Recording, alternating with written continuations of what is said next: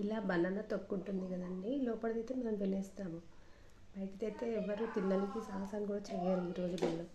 అలా కాకుండా దీని తొక్క కింద కింది భాగంలో అనమాట, అంటే బ్యాక్ సైడ్ కాదు, తీయంగానే తొక్క కింద ఇట్లా ఇలా లోపల సైడ్ ఉంటుంది కదండి, ఇప్పటిదాకా మిక్స్ చేసుకుని ఉందిగా మనం, దాన్ని క్రీమ్ టైప్ చేసేసుకొని ఇలా వస్తుందన్నమాట.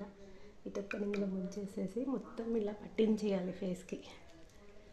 క్రీములు అవి ఇవి వాడితే ఫేస్ అంతా ఖరాబ్ అవుతుంది. ఇట్లా జెన్యున్గా న్యాచురల్గా వాడుకోవాలన్నమాట. మొత్తం ఇలా రుద్దేసుకోవాలి, ఇలా కళ్ళ కింద ఇలా పైన మొత్తం అంతా అప్లై చేసేసుకోవాలి దీన్ని.